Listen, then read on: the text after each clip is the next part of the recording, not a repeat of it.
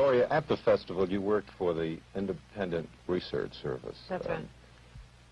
Well, exactly when did your own association with the CIA start, and in what fashion? Did they come to you, or did you go to them?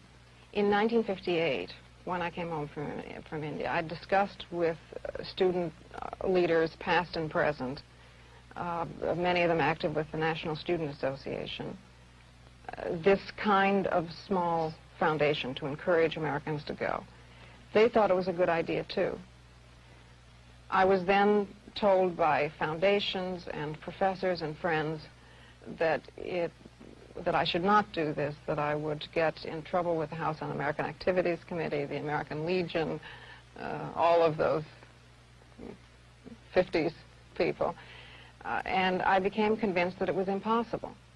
It was at that point that the student leaders said to me that they had in the past received funds for international programs from the CIA, and that they felt that this was important and could also be partly funded by the CIA. Well, I mean, did you feel that you really tried? I mean, did you go around to all of the wealthy private foundations, wealthy private people, and explain your point of view, and explain why you felt it was important that the United States be represented at these things in a certain way? What did they tell you?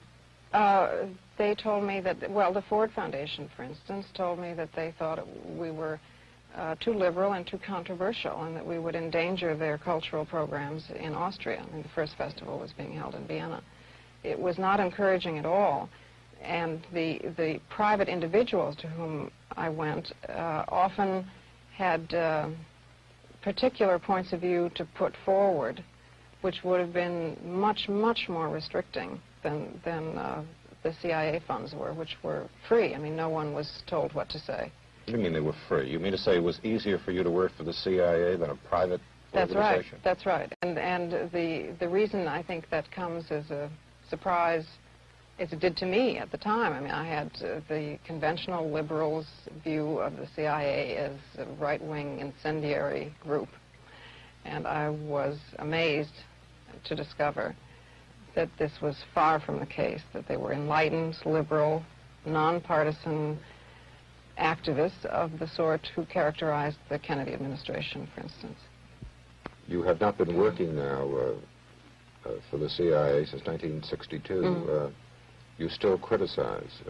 You were down recently in Washington? Yes, when the story broke that I had once been, that I had for 4 years been a Central Intelligence agent, I was demonstrating outside the Pentagon underneath Mr. McNamara's office against bombing in Vietnam.